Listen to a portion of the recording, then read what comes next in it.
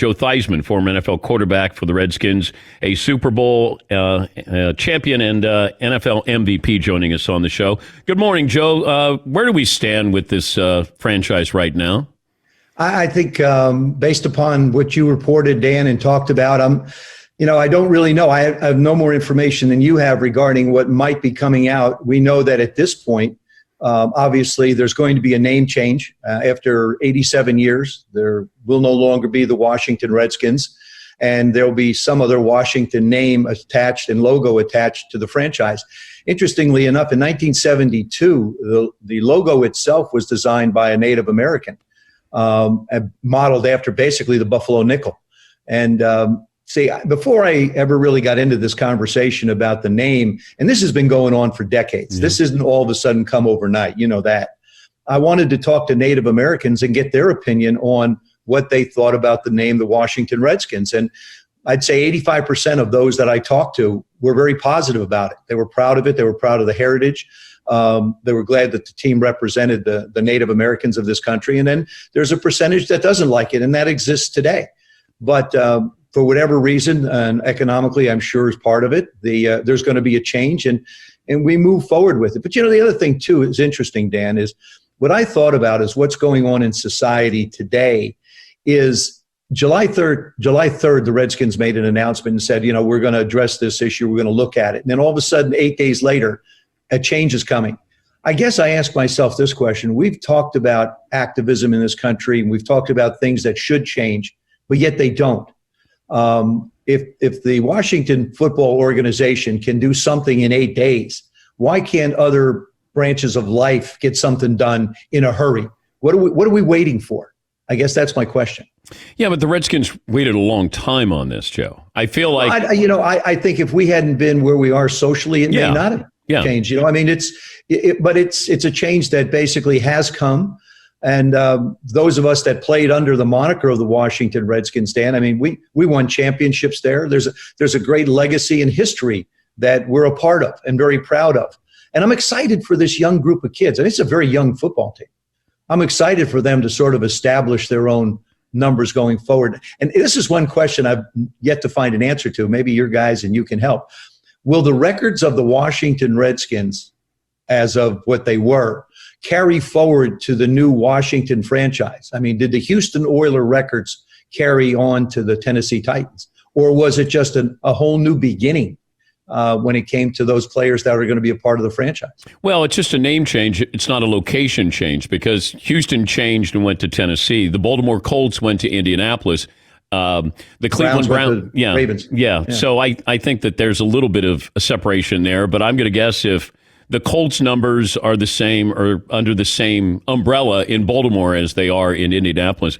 How well do you know Daniel Snyder, and could you offer suggestions on how to make this franchise better? Well, first of all, Dan has been a fan. I've known Dan for a number of years, and we're friends, and good friends.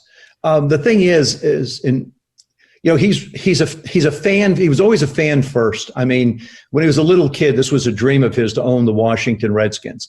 That dream came to fruition roughly 20 years ago. And it's been a struggle ever since trying to find the right combination. And there's other franchises that have gone through this same situation where you have a degree of success and then all of a sudden you try and look for that magic formula again. And for one reason or another, I can say the last 3 years, this team has been hit with the injury bug more than any team in the National Football League. We've had more guys on IR in the last 3 years than most teams have in 10. So the lack of players, and it's consistency, and it's a player's game. And if you don't have the players, particularly the quarterback position, I got hurt 35 years ago, and I believe they've had 37 different starting quarterbacks in that period of time. Where you take a look at teams like the 49ers, teams like the Packers that have had consistency over a couple of decades with different people. And that's, I think, what we're searching for. And Dwayne Haskins is a very fine young quarterback that we hope will be a kid going forward that can, be sort of the beginning of stability at that position on this football team. But it starts with that position. Yeah, and I'm trying to think, when's the last time you had a quarterback where you went, I feel pretty confident with the franchise in his hands? It's been a long time. It really has. I mean, just to put in perspective, not to toot a horn, so to speak, but I'm second in Sammy Baugh to consecutive starts for the organization in the history of the organization at 99. And Sammy, I believe, was 113 or something like that. But when you have someone who played 35 years ago and is second in the franchise's history when it comes to consecutive starts, you know that there's been instability at that position. I believe Mark Rippon is third at like 78. So you have to have somebody line up and play year after year after year after year.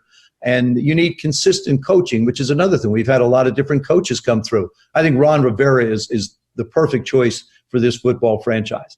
His staff has veterans, it has young people, but there's been just a lack of consistency in different positions, and it's been tough. And it's not that Dan's not trying. Listen, everybody sort of jumps all over Dan. But does he try too hard, Joe? Sometimes owners get too involved, and we know they made their money in a different, industry. The Blue Bloods turn it over to their people and say, you coach, you be the GM, I'm going to stay out of the way. Is Dan Snyder too involved?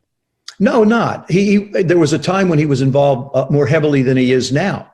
But what he's done is he's stepped back and he's trying to find the right combination. Like I said, I believe that this is the right combination going forward, finally for him. I think there's so much change that's happening, so much almost confusion when it comes to what needs to be done. But I think he's got a clear vision and picture of what he wants now. He's involved as any owner. Hey, when you have franchises that are worth billions of dollars, you have every right to be involved. You're writing checks. You're writing big checks. So you want to know what's going on. But when it comes to the day-to-day operations, other people will have input into it. And just if you listen to the conversations and read some of the stuff regarding Ron Rivera and Dan Snyder in conversation about the name, Ron's very heavily involved. Yeah. This isn't just going to be Dan's going to say, I want this, and it's going to happen. No, they're very heavily involved. We're talking to Joe Theismann, former NFL MVP. He's got a new book and just published last month, How to Be a Champion Every Day and Timeless Keys to Success. You saw Dak Prescott, and Dak Prescott is probably going to, sign that franchise tag here.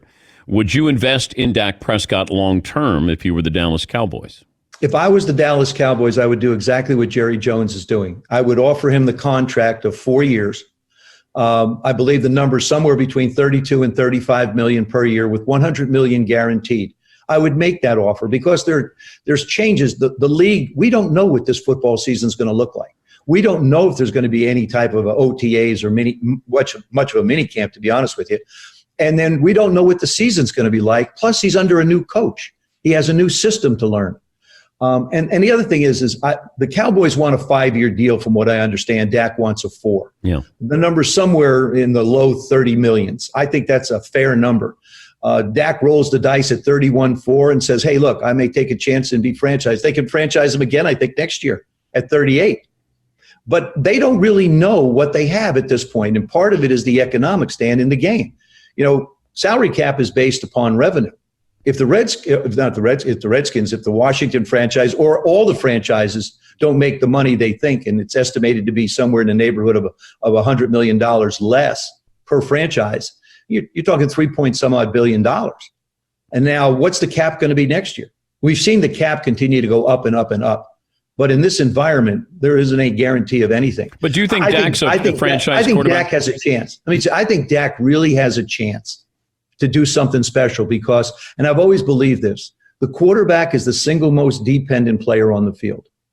You just have to depend on so many different things. Guys catching the ball, defenses stopping people, kicks being made, blocks being made. You're part of it. It really is just a part. And he's got some really good, tremendous pieces on the offensive side with him. And like I said, for him, if he should sign a 5-year contract because he's never going to see the 5th year anyway. If he does what he expects to do and what the Cowboys want him to do, he may not even see year 4 before he gets another deal on top of it. So I don't know. I don't know what the hang up is. I know that the offer sounds, like Jerry is being fair and equitable with them. And, I wish him all the luck in the world going out there. And if you're going to roll the dice, go make them pay. we're starting to see, I guess it's a trend now, and maybe it was there, but it was in the embryonic stages, and that is the quarterback who can run, put pressure on you, but also be able to throw the deep ball. And Lamar Jackson, it feels like his blueprint is, I can put pressure on you on the edges, and if you bite on me running, I can throw the deep ball and try to get some home runs here.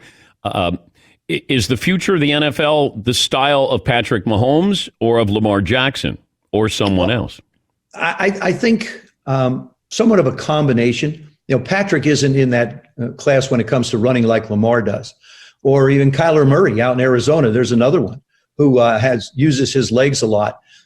Cam Newton found out that if you use your legs a lot and you can't throw the ball out of the pocket, it'll wear you down in a hurry and beat you up. I think that you still have to be able to operate out of the pocket, especially with the gun the way it is now and the spread offenses that we're running.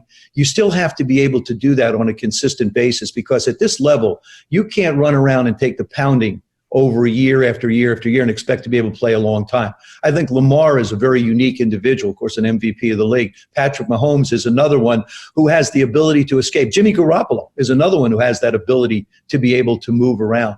But I still believe foundationally, you have to be able to operate out of the pocket.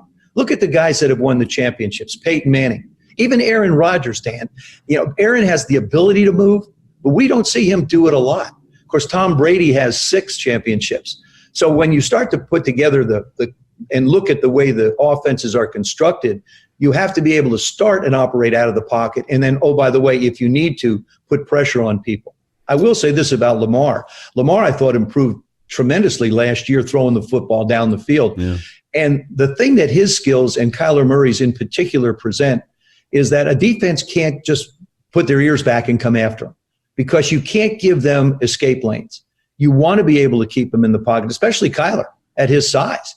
You want to make him throw from the forest. You want to make him throw through the trees because he's not going to be able to see a lot of things down the field. I know as a 6-foot guy myself that when I played, it's difficult. You're throwing in between lanes. You're not throwing over people. But also, you didn't get the credit, and maybe there weren't enough people after you. Drew Brees gets a lot of credit because Drew Brees at his size, hey, you don't have to be 6'4". You were 6 foot. You were the league MVP, but it felt like you were an anomaly, and people weren't going to go, like Russell Wilson. Russell Wilson, I think, got an opportunity because of Drew Brees, but you were predecessor to Drew Brees as far as being successful and not being 6'4", like Dan Marino or John Elway. Well, there were other guys before me, like Bob Greasy was one. I think Roger Staubach wasn't the tallest of all, maybe a couple inches taller than I. But the game has evolved in so many different ways, from rules, from the wide open nature of it, from the different positions. We used to we went through this with wide receivers. We want the tall guy so we can throw the ball in a general area and let him make a play. Then we wanted the quick one to be able to get down the field. Then we wanted the fast one.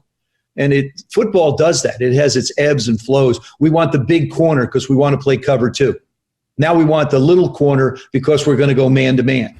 And at the quarterback position now, I think we're leaning more and more towards the fact that we want somebody with mobility.